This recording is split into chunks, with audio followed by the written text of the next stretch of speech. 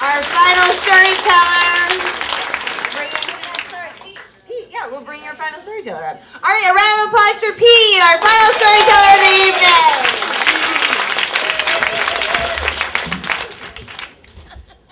So when I was in high school and college, I was very insecure, and I was particularly insecure with the fairer sex. And as evidence of this, the only girlfriend I ever had was my junior year. I met a girl who said that she would go out with me, but that I should just know that if it was that she had a boyfriend back home that she sees every other weekend, but she would see me provided I could just be quiet about it and also look after her cats when she would go home.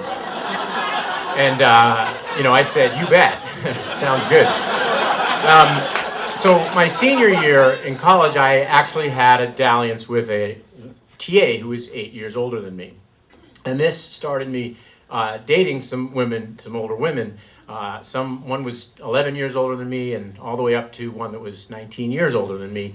And I know what you're thinking, which is what these guys who have these infatuations with older women, and in my case, it was just simply that they liked me, which was really more than I could say for the girls my own age. But this habit turned into an addiction when I moved to Chicago right after college, and I was waiting tables, and a woman came in. She was a 35-year-old choreographer named Jill, and she was a regular, and eventually we went out on a date, and I remember she said, I'll have a scotch neat. And I remember thinking, now that is the drink of a sexy woman. Years later, of course, I would realize that is the drink of an alcoholic crazy maker. But so at the end of the night, I said to her, listen, I just moved to Chicago and I don't know if I'm really ready to start seeing anybody. And she said, I'm not really wanting to see anybody either. I mean, it just seems like we have a pretty good time. Why don't we just get together, and if ever there comes a time when you don't want to see me anymore, you just say the word and I will never call you again, which is really the perfect thing to say to a 22-year-old boy. So that night we went up to my apartment, and we were intimate together, and when we finished, not 5 minutes passed where she'd put on all of her clothes and had gone to her car. And for all you women wondering, how do you sleep with a guy on a first date and then get him to call you the next day? That's how you do it. So I did call the next day. So I called her the next day, and this started off a relationship that went on for a year. And she worked nights and I worked nights, and a lot of our afternoons were spent at a guest house that she lived in. Her sister lived with this wealthy Italian builder named Aldo, and she was allowed to live in the guest house. And it was really cozy in there, except there were just a lot of pictures of her sister all over the place, and one of them her arm around a cousin, which was really weird. But anyway, it didn't make any sense until one day her sister burst through the door and said, Jill, what are you doing in my bed?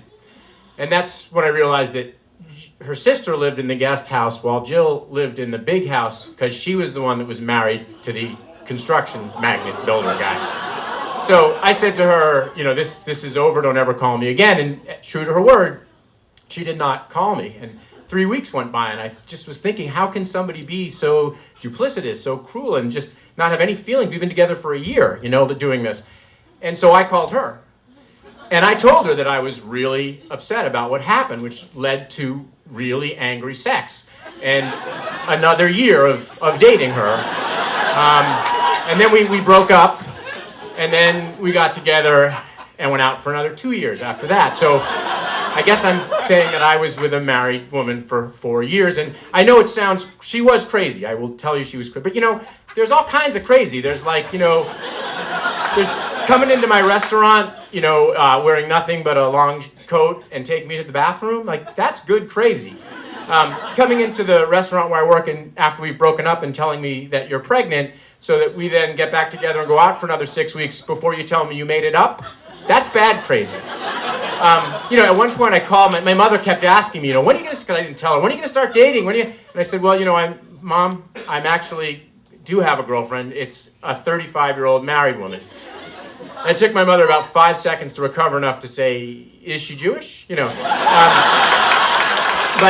after 4 years of this, I decided that I had to, the only way to remove myself from this habit was to move out of the city. So I moved to Los Angeles, and after I'd been there 2 weeks, Jill called me to tell me that Aldo had read a letter that I'd written, and that they had now broken up, and this just sounded like typical bullshit. I wasn't buying it. It wasn't real until he called me. And he said, I just want you to know I read the letter that you wrote to Jill. And my first thought was that I really wanted to kill you. But then I realized that if I kill everybody my wife has slept with, I'd be a serial killer. So at this point, you can probably imagine what I did, which is I proceeded to have a 4-year monogamous long-distance relationship with Jill to bring the total length of the relationship to 8 years. Until I was 30 years old, and I got a call from her, and she said, I was planning on going to visit her Thanksgiving, she said, I have to tell you something. I've met somebody else and I'm getting married. To which I just sat there in my apartment and thought, how could this happen? I mean, really, everything had gone so well. And for the next 2 years, I sort of went into a depression and I saw a therapist and, it suddenly dawned on me I'd pissed away my 20s and had really nothing to show for it. Until finally, I was at a dinner party and I saw at the dinner party a girl that was just way out of my league, but it was a small enough dinner party where there was really nowhere for her to go. So I just started talking to her, and as I'm talking to her, I saw that look that a lot of women get when they talk to me, which is like they realize, you're not bad. I mean, I'm out of your league, but you're not bad.